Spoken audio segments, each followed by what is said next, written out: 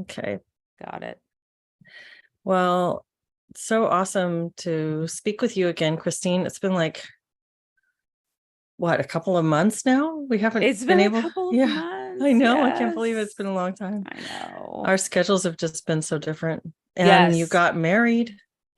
I did. I got married. So I had a destination wedding. So it was sort of a week-long wedding with friends, a couple friends and family that were very close. And so kind of, I guess, a honeymoon tumbled in there, but we wanted to just be with everybody. Mhm. We didn't care to be alone. We're alone a lot, so it's fine. And then That's I took a so trip, fun. Yeah. took a trip to Canada for 10 days. So that kind of killed a lot of just the planning and kind of getting stuff together. June and part of July, I guess. It's really been the last 2 weeks that I've been around, but I have Mhm. been off out and about. Well, So congratulations on your wedding. thank you very much. I Mhm. appreciate that. Mhm. Yes, it's interesting, the conversations that come up about, are you going to change your name and what's that going to look like? And Yeah. it's not fun. It's a long process, which I decided Yeah. to do, which I You're wasn't. gonna do it? I'm going to do it. Yeah. Oh, wow. Congratulations. That's a big decision. Yeah, I mean, so my middle name, I basically moved my last name to my middle name, so that professionally, if you even just did a search for my first and maiden last name, you would find me. Mhm. So that's kind of how I'm getting around that, so that professionally, because I built a professional career for 20 years on not my real name, my maiden name, I guess. Right. And I didn't want to hyphenate either. So that's what I did, is I just kind of did, the middle name thing. So Mhm. Mhm. not totally done with all the requirements, but yeah. What's your Um, new last name, your married name? oh, it's Wolk, Wolk. Okay. Partly I changed it for ease. It's my last name Sefein is harder for people to spell. Mm. And um it's just easier. Well, Wolk is easy. Sefein, it's like S like Sam, E like Ed. You just Mhm. people are like, what was that? FES, and it's like it's stressful. So Yeah. Yeah. Well, besides getting married and doing a lot of personal stuff, you've had a lot yeah. going on professionally too. How's CTA going? CTA, yes, CTA's critical therapy antidote is moving along quite well. I mean, I think we're pretty much getting to a place where we're in an incorporated organization now. So that Mm. just puts us into kind of a different level at this point. And, we have our podcast, which we're getting some really good guests. I think, we're very behind in the sense that, we've got to edit and do all that stuff ourselves, because we don't have anybody that we've hired to take that Mm. on at this point. So but we're developing different arms. There's a peer consultation arm that I've been sort of heading up, if you will, Mhm. which is for practitioners who are looking for consultation from other peers, but don't want, a CSJ lens. They don't want a critical social justice lens. They want to be able Mm. to speak about their clients from the traditional lenses of what therapy, is, and what those groups are supposed to be. So that has gained a lot of attention. It's been very popular. Mhm. So from that, there are some offshoot types of groupings that are happening for people that are interested in, like, a book club,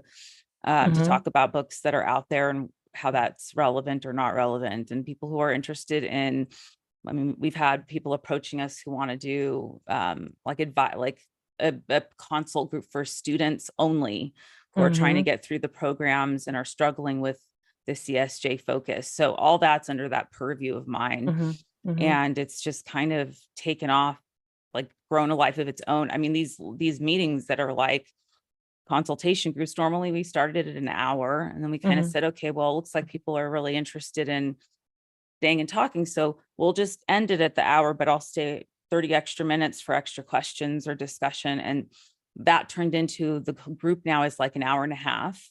And Okay. we're kicking people off. Oh, We're wow. ending it and saying, okay, we really have to end now. People just want to talk. They're so Yeah. overwhelmed. and they're so isolated and they just want to talk. So that's been good with CTA. That's kept me a bit busy. And so it's all good things. You mentioned the student group, and I wonder, has anybody done any more thinking on how to help students who want to go into this profession? Because I keep coming back to the schools are so they're corrupted with this stuff. They are adding, and it's not just the more extreme ones like Antioch, it's in all these programs. And sometimes Yes. I think that when it's more extreme, that's actually easier because it gives you something that you can confront.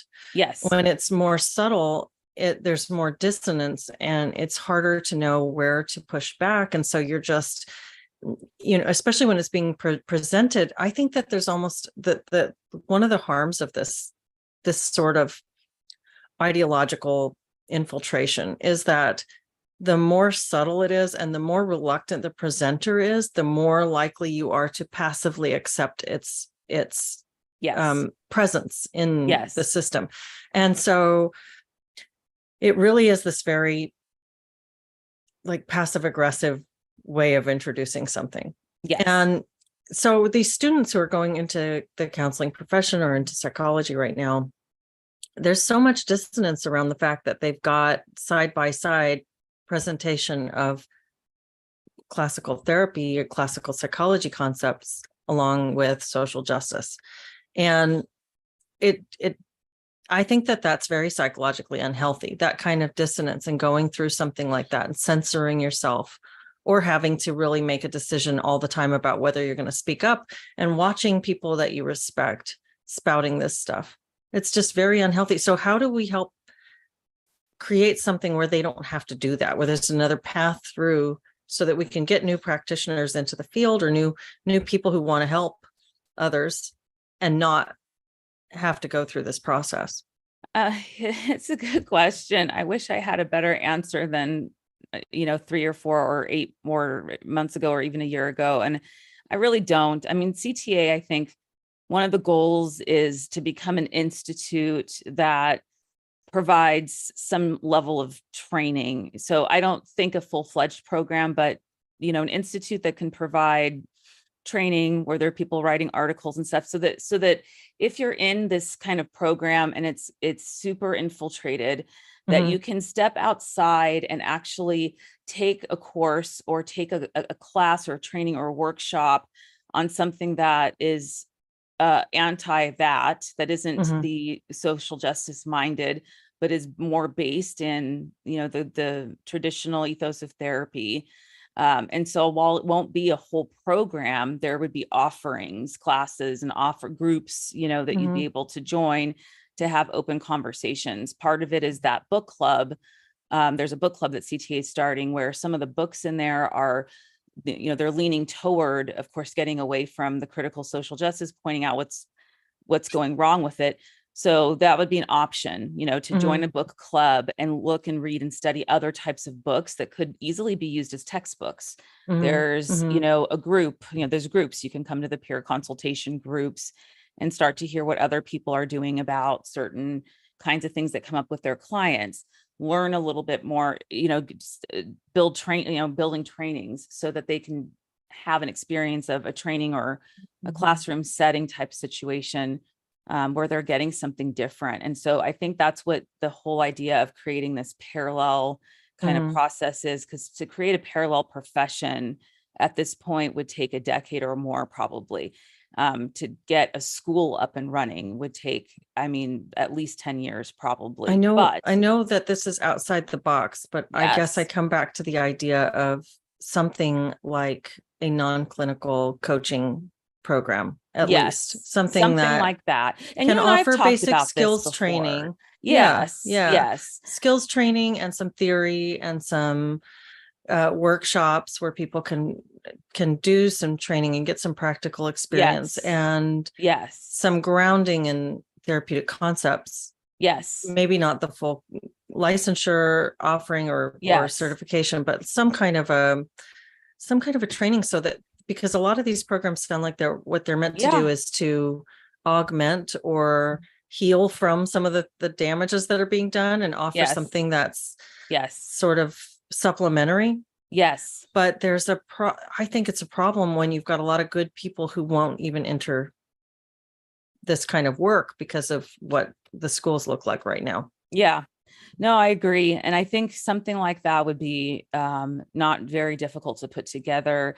You know, the one thing is, if you're going to turn it into a business, and you've been able to be so successful at that, if you're going to turn it into a business, and that's going to be, you want to have a coaching practice and a coaching business, there's a lot of the work behind marketing and getting yourself out there, that it isn't, you know, when you go to school for that stuff, you start off as a trainee intern, you have, you know, the school has relationships with a lot of clinics, and you start, you know, you're able to meet licensed people, work under them, and you can build your The own. networking. Yeah, Yeah. it's just a lot easier Yeah. to Yeah. to get clients. But, you know, on the other hand, this type of training and program that you're talking about, so even if it's not a full certification, would really qualify almost anyone who goes through that process to just do their own marketing, get their own clients, put themselves out there however they want to be. I'm on Psychology Today. I have an ad up there, but I also have my video up there. And I think I was very clear about what my values are. And I In get that video. yes, in the, well, the fair, the video that's on there's the fair video. It's the first video that talks about why I resigned and Okay. what I think mental health, what's missing, you know, Okay. and what critical social justice has done. So I have done that, and you can easily Google my name and find all of these videos. And the reason that I did that, it was very intentional, because I wanted to draw in clients that were not critical social justice minded Right. ideologues. I didn't want that. And I was clear. So when I look at the stats of the amount of views and clicks that my profile gets a month, I mean, we're talking about in the thousands, like 4 or 5 thousand. That's a lot. That's a So, lot of views. so I've gotten tons, and out of that has turned out very, very, very few clients. Now, is that possibly because of where I live? And it seems to be a lot more progressive here, or what Oh, is it? yeah. But I set that precedent in advance, because I did not want what I'm hearing is happening to other professionals, where they're getting clients who are woke, and the work is, The work is obviously, that. if that's the work, that becomes Yeah. it. So then you're digging down right underneath all those layers. And I just had a conversation with, gosh, I don't remember who it was I was talking to the other day, but somebody involved with the podcast, or going to be a guest or something. But you know, somebody said to me, you know, oh, well, do you think, because I talk, grief is one of my bigger kind of specialties, for it's what I started with.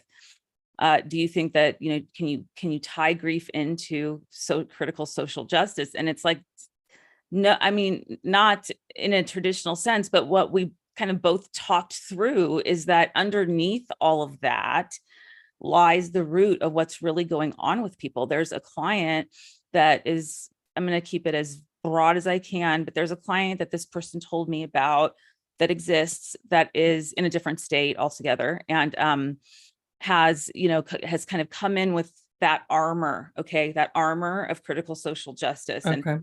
really kind of dug in. And, you Mm. know, come to find out, when you do some digging, what's underlying that, she has this very long history of sexual assault and rape, and Mm. a lot of different, you know, horrible traumas. And what CSJ provided her, it's a defense, it's a wall Wow. around. It's a whole nother layer that you have to, that Yes. she has now to work Now through to she's get got to a what's client. really going on. Yes, Mm. bingo. So Mm. that's kind of what the deal is with the clients that are really married and wedded to this stuff, right? Is Yeah. getting down to what it served her. Well, she could dump all of that pain and sorrow and anger onto a patriarchal white male run society, and therefore now she has this whole backing of a movement,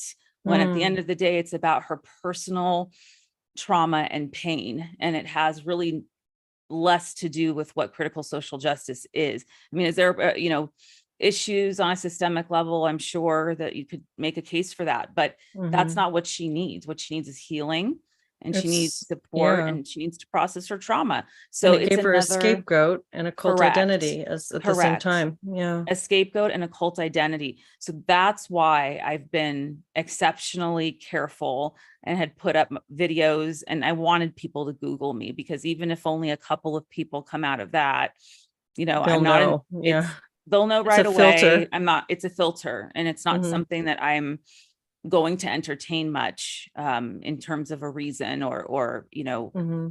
a way to avoid what's really happening for somebody. So I guess that's the long and short answer there. Hmm. And so that's the best way I could think to do it, is to just market yourself the way that you are going to practice.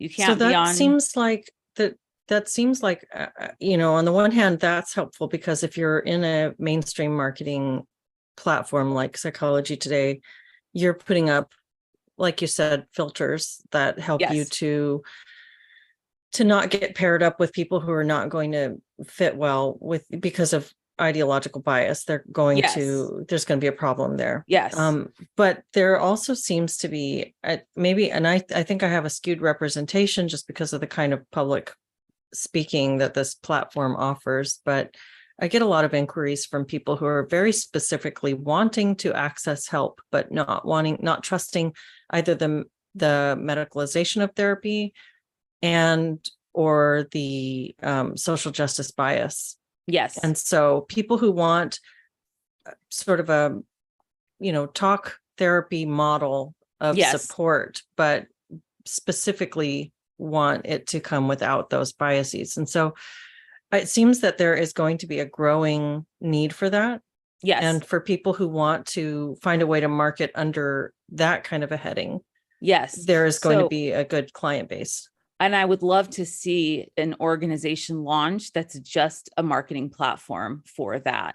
That's Mm-hmm. what I would love to see, something that is an answer to Psychology Today, where, thousands and thousands and thousands of people are registered. But, Mm-hmm. that's Wow. another parallel option too. So I guess in the parallel profession, to get back to that, I think that it's taking pieces of the profession that we have and finding an answer to that, those things Mm-hmm. in sections. So rather than thinking about it like we're developing whole new schools, okay, like institutions and schools, breaking it down into programs, trainings, and then also where are you going to market yourself, all of those. It's components and pieces, I think, that are the way to go, in Mm-hmm. terms of providing the option. So now we have all of the training, let's say part of it figured out to an extent. Where are you going to advertise? So we need something that can compete with Psychology Today, that can have a place for people who aren't going to practice using that lens. And it can be for coaches and therapists, where Mm-hmm. Psychology Today is pretty much therapists. They vet you. So they vet your license and all that. It's a whole process before you can even get approved. Now, something that's not as regulated could be the place where a hub where people can advertise and start to grow some visibility, Mm. that don't want that Gosh, kind that of. would be really cool to start a directory Yes, like that. yes, And, it could be you could do as much or as little vetting as you want, yes, as long as you have the right disclaimers. yes, that's right. Mhm. You have the right, and you helped me quite a bit with that, which I appreciate. And then having those disclaimers on Mm. your confidentiality agreement forms or Mhm. consent forms, and then also having some language, on the actual directory that'll tell people what it is and what it isn't. Because conservativetherapists.com is another directory, and they're Mhm. therapists that, it's almost like, and I have such mixed feelings about this, because it's almost like in order to counteract what's happening with the very progressive left side, the radicalness, there's this desire to then become conservative, right? So what happens to people that aren't captured by far left wing, ideology and craziness and insanity, but also aren't far right, Mhm. because things like abortion come up in that scenario and other kinds of political Right. issues. So where do those, I mean, the Radical Center, right? The name of your the name of your channel. That's so the answer there maybe isn't conservativetherapists.com, Mhm. but it's the only other option right now. That's a Mhm. directory. Mhm. So there's a different answer though. There's one that doesn't have to be, and I wouldn't say those therapists lean totally on a conservative, place, but they needed something to look so that they looked different from what was already out there. Mhm. So those directories, there's a way to do this, I think. That's interesting. I almost feel like I could host people on my website. Yes. Just make a directory page. That would be, I think that's a great way to start. Yeah. You can do that. And the thing about it that's good is that you're not also bound by state lines, and you're not bound by state licensing board regulations. Like, you can see people that are all over the country. Mhm. And that's something that you cannot do if you're practicing under your license, your Right. therapy license. Yeah. Interesting. So so it's just an observation that I have, that people had to kind of respond in a totally opposite ended, or Christian Christian counselors. Not that there's anything wrong with actually having a religious slant, but again, it doesn't really answer the question of this still group of people that aren't really that either. So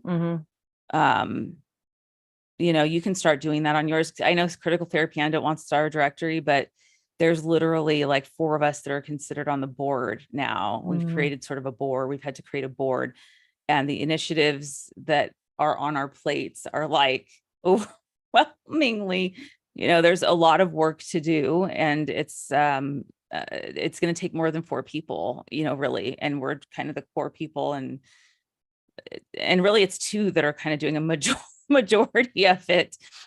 I'm kind of, I have a niche, and that's kind of it. So, it would be great to start directories though, wherever we can, even if it's only a handful of people you can recommend, because it has to be built. And I think we need to talk about offering trainings. I think that would be phenomenal to do also. Oceana 23 says, does this list of therapists exist now? And well, Christine was talking about one place you can go for a list, conservativetherapists.com. Is that what it is? Something like that. And then CTA does have a directory, but it's internal right now. So there's not like a page where you can access that. But if you do want, if you are a therapist who wants to work with CTA, what wants to network with CTA, you can email and get in touch. And if you're a client or a prospective client and you want to work with someone who's not ideologically aligned with the social justice stuff, you can email CTA and they will send that email out to their members. And so you'll probably get at least 1 or 2, maybe sometimes several people who will respond, and you'll be able to vet them yourself. Yes. But it's internal. Correct. But it is internal. So yeah, I don't know of an external one, but that would be kind of cool. I also have a growing list of people that I refer to when I get inquiries. So, but that's also internal on my end. So the idea of putting that out, I think it's a really interesting idea. If people might like to have a counter to the Psychology Today kind of standard. Yes. I think so. And I think,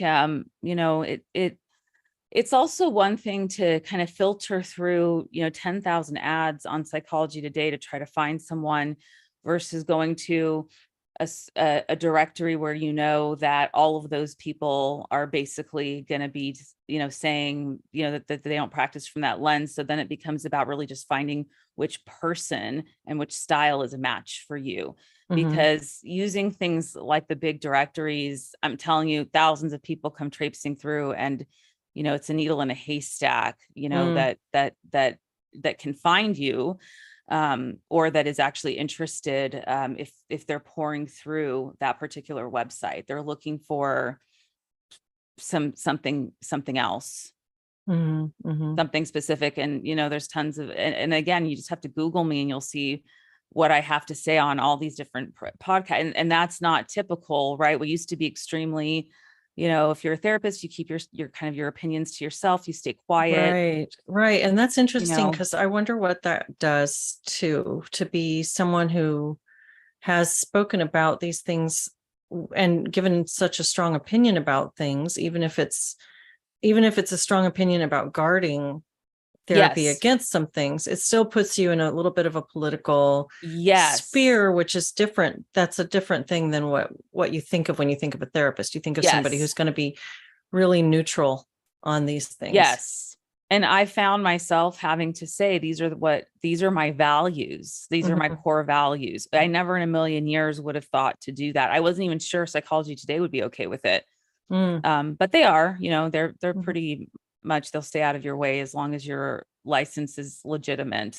That's all they care about pretty much. You're not doing anything inappropriate, but that's the other part of it. So, that makes me so wonder if that's going to last, I guess. Yeah. I mean, and on conservativetherapist.com, that directory, if you look at the profiles of the people that are providing therapy, they also are very clear on what their values are. I mean, it's a clear indicate, like, this is what I value, that, authenticity and honesty, fact. Like, I believe in biology. I believe in, concrete, scientific, I believe in two genders, they may even say, right? So, I mean, they're really putting it out there in a way that we never thought we would actually have to ever do. Because that wasn't really, like you just said, it wasn't really what you thought of when you thought of therapist, nor was it really the role, but it's evolved into that because there's almost no other way to say, I'm not an ideologue, and I really don't want to take on clients that have that lens, because that lens is so damaging, to the client. And there's therapists who are not ideologues and who don't go for this stuff, and they'll still see clients who have all that going on. But I don't want to sift through all that, just to get down to the bottom of why you're a social justice warrior, than to understand later that really there's all this pain and stuff underneath. And this has been a way to, as a defense, a deflection, a means of protection, a person to put the blame on that's not yourself. Because a lot of people who are victims or survivors of abuse blame themselves. I mean, the perpetrator, yes, but they take that on. And this is kind of a way to externalize that blame, not just on the perpetrator, but on an entire system, with a group of people, like a massive group of people who have your back and also blame the system. Well, it's interesting also to think about what it does to have two different tracks, excuse me, of therapy by and for social justice folks, and therapy by and for explicitly not social justice people. That's kind of interesting too, because when you're thinking about taking on a client who is involved in the social justice thinking, I don't have a problem with that. In fact, I see young people that I'm seeing because their parents have wanted them to get involved with someone. And so I don't have any problem building a bridge across that, because I understand, I want to understand what that means to the person. I want to be curious and open about what it means to them. And there's so much going on beyond just that one lens that's laid over certain aspects of their lives. So there's so much richness and discussion and discovery to have that can go on. And it doesn't have to be a barrier, but I do feel like, I guess, a couple of things. One, there's always this thought that I need to be really, really careful in how I talk about things all the time. I mean, especially making these recordings and stuff, because if my clients, I don't want them to look at something that I've said and think that I said something that was really offensive or that's directly contradictory to something that I would say to them. And have that hurt their feelings and make them feel like they've been betrayed and lied to. So I want to make sure that I'm always presenting everything really in a very nuanced and careful way, whether it's on YouTube or in session with someone.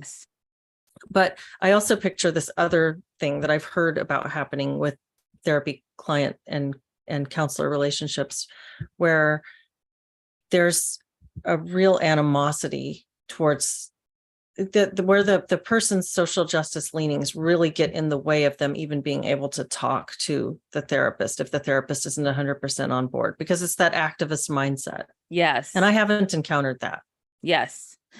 I think that's fantastic. And I do wonder if maybe there's sort of an assumption, looking at my videos and things I've said before that are like, okay, well, this is way too, conservative leaning for me, or this person isn't going to get it because they're going to, so it's very possible that that's happened before. But I haven't heard of anybody that's run across clients yet that are so difficult to reach because of this. It does come up at CTA a little bit when we do our peer consultation group, but it's a global network. So there are people practicing all over the country and all over the world too. So, I mean, you're just by the nature of the numbers, you're going to wind up having a couple of people that are going to say, I've got a client or two who's really kind of, needs to decouple from this. So it's not that common. I think that the more common is that the therapist is the person that needs to decouple from the ideology rather than the client. So I think part of me putting that out there is to also let those people know, if you're not somebody who's an ideologue, hey, come my way. I'm not either. It's almost a way to kind of, the bridge that you're talking about, for me to build a bridge with people that don't want that kind of skewed lens from their therapist. Right. Yeah. I think that is the more critical side of things. Yes. Because that's the really alarming piece right now, is that for people who are looking for therapy and are unaware of the degree to which this has become a part of that picture for so many people, because it's being explicitly taught. Well, and I think I mentioned therapists. It is. And I think I mentioned, maybe it was here, but I've mentioned this before. I have a family friend, or, my partner, my husband's friends, it's a friend of a friend, but anyway, saw a therapist for the first time. And the first, comment that was made is, well, you're just not acknowledging your white privilege as a man. And that shut him down from ever going back. So it's like, that's a similar story. I'm hearing that a lot from people. That is the problem. So for me, it's more about reaching the client and saying, look, you're not going to get that here. But that's what's the issue. Or you have the therapists who are, suggesting books like White Fragility. That's what they're suggesting that their clients read to understand how their whiteness plays a role in their own suffering and pain, and the suffering and pain that they've caused others. So that's when we talk about the schooling part, to kind of circle back to that very first, kind of part of the conversation. That's where the issue is that the institutes you're going to train at are infusing that. So they're actually making it part of building rapport, is to acknowledge the privilege in the room first. It's to acknowledge, it's for the client to be able to see it. It's for you to be able to see your own privilege.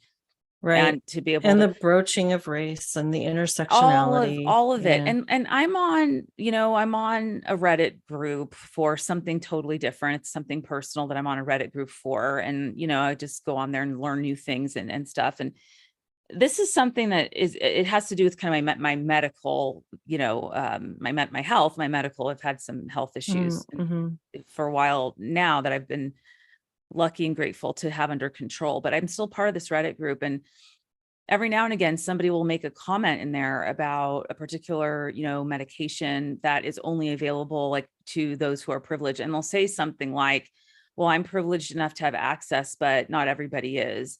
Now, there's some truth to that, because the medications these people are talking about are very expensive, even if you go through insurance. So there is something to be said for that. However, on the other hand, my immediate response to that and visceral reaction before I stop and think about it is that, oh my gosh, everything's captured. I can't even be on a Reddit group about medication for a particular condition without somebody saying, the caveat here, let me say this first, I'm privileged enough to be able to afford it.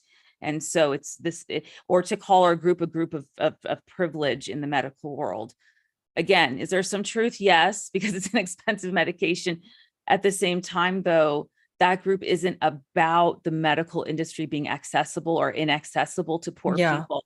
It's Yeah. about a drug and whether or not. But it's like we have to do these acknowledgments every time we talk about. Yeah. Correct. Exactly. So it's getting people in this habit of self-flagellation. Yes. Yeah.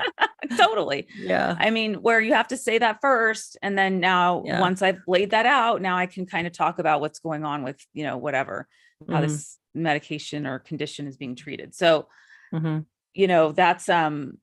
that's just something that personally, and I don't know if that's something that somebody who isn't so dialed in would even catch, but it's something I'm going to be very sensitive to, because this has kind of been my work for the past 3 years, maybe longer. Yeah. Yeah. In the chat, I'm not sure how to say your name. Let's see. Fushir-Utin. Fushir-Utin. Sorry if I'm getting that wrong, and it's something that I should just see. Says we had to do that in our medical training to identify others based on their race, gender, sexuality, etc., and then to recognize how you are more privileged if you aren't in any of those minorities. Yes. Which, interestingly enough, I want to say this particular medication in this Reddit group I'm a part of, everybody on there is paying less than I am. I just want to put that out there right now, that that's the case. And so they have insurance or certain kinds of coverage that actually is giving them access to the medication at a lower copay. I mean, I'm seeing people that are getting the medication for free because they fall into low income. So not to turn this into all of that, and it's not a poor Christine the thing privilege here. Contest. Yes, the privilege contest. But if we're going to get technical, that's what's interesting about it, is that some of those underprivileged groups have access to programs here in California. Well, you know what? Not in a countrywide, because it's not just California people part of this Reddit group, have access to programs that will pay for their medication, or at least a majority of it, whereas it is not the case for necessarily other people. So anybody who's in kind of a middle-ish place, who is in super wealthy, ultra wealth, that to them, it doesn't matter, they'll spend however many hundreds of dollars a month, versus somebody that doesn't have much and who's enrolled in a program that actually is income-based and says, you don't have a whole lot, so therefore we're going to give you access to this particular drug for little to no money. Well, you know what, that brings something else up in my mind as you're saying that. It's like, so we know this is a virtue signal, but is it also perhaps a status signal? It's a kind of like the humble brag. Like, I know I'm a bit privileged. I'm so privileged to, it's like signaling to everybody else in the group, I'm not actually poor. Yes. That is so true.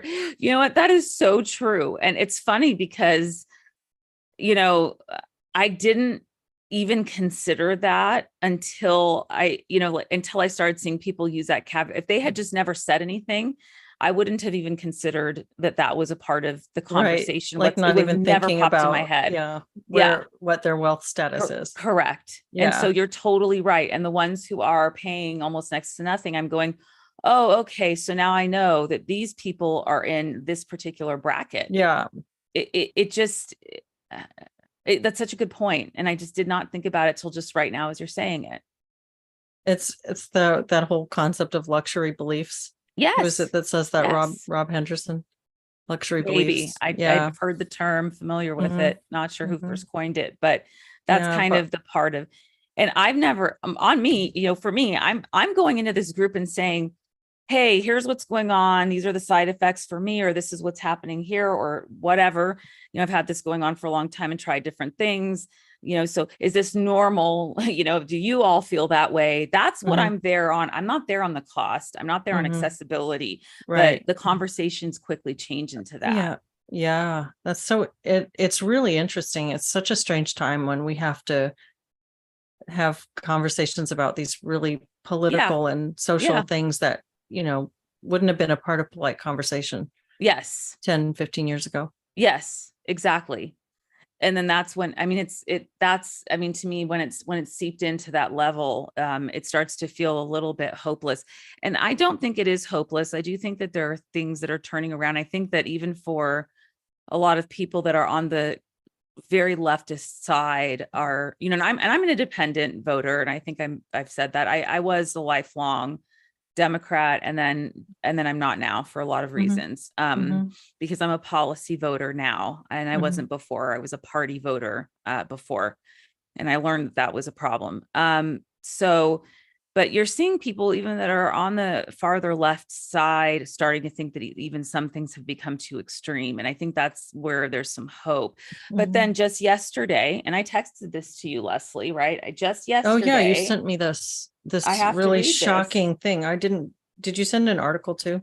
I didn't, because the person that posted this on Twitter, I guess it was, I'm not even a Twitter, I joined Twitter because of CTA. It's a way to push out some of the material. But they didn't post the whole article. They just, somebody I follow, they just posted the headline of the article, which is California legislature passes a bill reducing penalties for oral anal sex with willing children, like suggesting that children can consent, that they can. I wonder what the language of that is. That's a really shocking headline. It is. So, you see some progress with people going, wait, this is too extreme even for me. And you're thinking, okay, wow, this is great. And then you just there's this feeling of deflatedness when you open up, your news. And I don't read necessarily only mainstream. I look at a lot of different news sources. So these kinds of things aren't covered as front stories everywhere, because I think that there's a purpose, there's a desire to bury them. So they don't want that kind of, they're not on main. Why is MSNBC or MSN not putting it on their front page? Why isn't LA Times even, which is the paper of record for California? Well, at least for Southern California, it's the paper of record. Why is that not there? Right? It's not. It's on some obscure, small, independent paper that nobody's ever heard of, because there's no desire to publicly announce, guess what, everybody? Here's what we've decided. We're thrilled. We want to present this on the news now. Yeah. And they're not going to show people protesting. I can't help wondering if that's some conclusion that you could come through after you comb through a bunch of really dense legalistic language, and then they pasted that together in the most shocking way possible. But even if it is just whatever that is, that is, if that's true, that is horrifying. California has been moving in the direction of reducing sentencing for sexual assault, predators, really, for a long time. That was even happening when I was still teaching, where they started to move toward reducing their sentences and reducing, let's not label people a perpetrator, because that doesn't help them get better. Let's call them, an adult who's attracted to minors.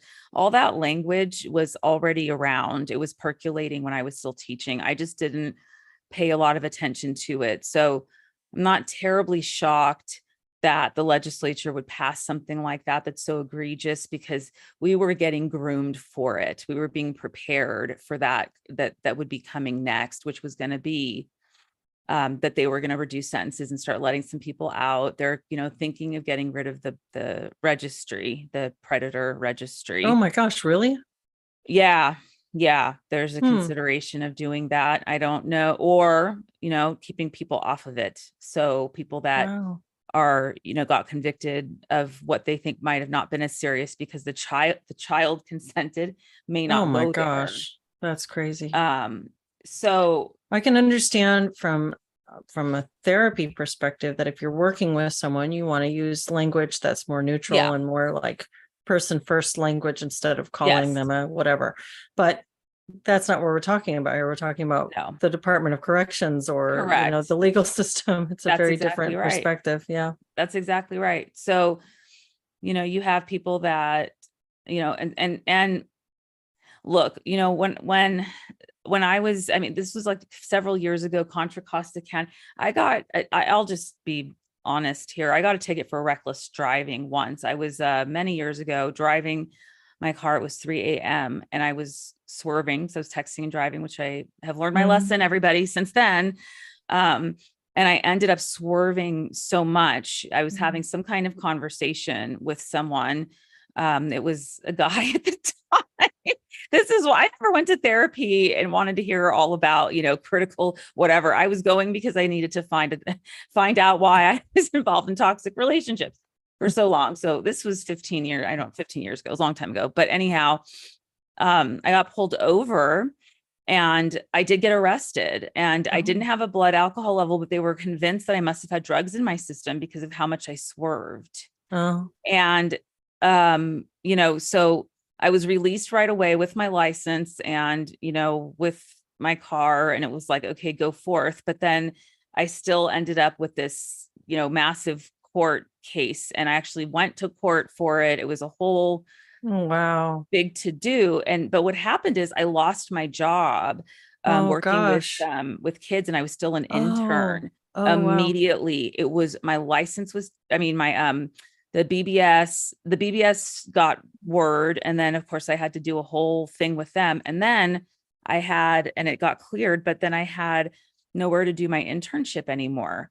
And I Oh, was wow. trying to earn hours still. Again, it was a long time ago. I started Mhm. working in the field when I was 24. So I was quite Yeah. young. Yeah. And I was young and stupid at that time. So I was really in a bind, and I just thought, well, gosh, I'm getting, such harsh. Well, what ended up happening is, several years later, I got a letter in the mail that particular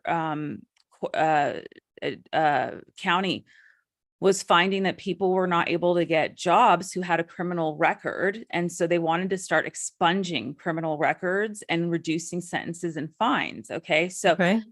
for me, I'm like, great, it got expunged, and I was able to finish my hours without needing it to be expunged. Mhm. Because it was a reckless driving. It's not a felony. Well, that's Anyhow, if they're taking that into consideration and they're it's like, auditing things on the basis of severity, then I mean, that makes correct. sense. Correct. So it's sort of Okay. like, okay, now though that time has passed and I'm watching, I'm starting to see, so worked out for me and they were able to expunge it. I never made the mistake again. But now, Mhm. we're looking at anyhow, I'm just leave it there. But now for me, that was a sign that, okay, this is great that they're trying to look at these Mhm. kinds of things. But I think now what's being folded in is people that are committing greater felonies or greater misdemeanor type that could Mhm. become actual felonies. And Mhm. they're reducing the sentencing and trying to get those people's records cleared. So when I saw this come through, I wasn't shocked, because I think that was part of what has been a movement in California for quite some time now. I happen to Mhm. benefit from it. I should have never had a misdemeanor for that. I wasn't going 100 miles an hour. I was swerving, which Yeah. I'm not defending it, but what I'm saying is they're willing to take my career for that Right. period of time for that. Yet these other people, but what was really going on, and I understand now, is that they're actually trying to do that for everyone. And they're trying to do that Mm. for people that maybe don't deserve, That have more serious offenses. have Yeah. more serious offenses, Mhm. because that's what kept me from being able to see children. It's because of that. Even though I wasn't Mhm. driving kids, I wasn't drunk, I Mhm. wasn't under the influence of any kind of Mhm. substance. I was just being irresponsible and irrational at 3 a.m. I was just, that's what was happening. So Mhm. that Mhm. was At that time of day, something. I could see that they would have thought you were drunk. Oh, for sure, for sure. Yeah. So it was Yeah. not, like, But and it but was still, fine. yeah, your point is a good one, that It's just that it was the beginning of, I mean, and I benefited again from that, but it was the begin. But I was already licensed, so it wasn't a huge benefit. But it was the beginning of what you're seeing now unfold, where they're trying to well, it jail sounds like it's reform. starting from a good, we do need reform. We do Yes, need to make sure yes, that there's appropriate punishment based yes, on what the yes, crime is. I mean, yes, they've gone a little nuts when something yes, like that is going to prevent you from doing meaningful work. yes, So it's good to have an audit of things, but yeah, some of the stuff I'm hearing about with releasing violent criminals early yes, and things like this is yes, really alarming. But I don't have yes, the statistics and I don't have any yes. specifics to talk about to that. Yes. Yeah, I don't either. I don't have any Mhm. numbers, but I think Mhm. that's what the bigger issue is that, yeah, again, and I've said this before, these things start with a good idea. They Mhm. do. It's a good idea to have cultural diversity courses. It's a good idea for therapists to be aware. that the person sitting in front of you could have had a very different life experience than you. So you need to be, judgy, and you need to make sure that you're, checking your assumptions. All of this Yeah. is good. These ideas started off that way, and then they became extreme and captured, and people ask why. And of course I could go on and on about why I think that is, but well, you're right. I mean, it is good for therapists to be trained in that way. And I would come back to, and they are, yes, because that's one of the foundational principles of doing person-centered work is, you're aware that people are coming from. So it's a redundancy. Yes. And then the stress on group identity is clearly a false emphasis being placed on certain things for political purposes. Absolutely. That's where the word hijack, right, comes to mind. I think that's where that is initiated and used as weaponized in a sense.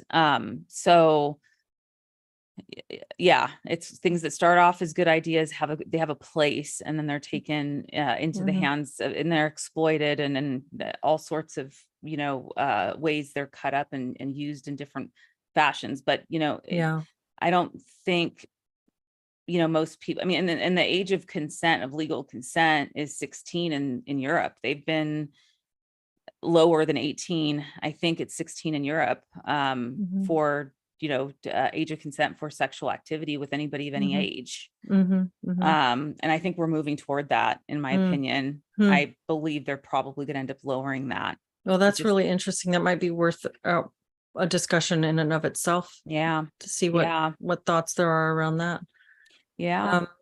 And thank you for taking the time to talk. I know we've got to wrap up, but thanks for having me. It's been too long. I should do it again soon. We will. It's always a pleasure. So thank you so much. Thank you to everybody who joined us in the chat today, and we'll see you again soon.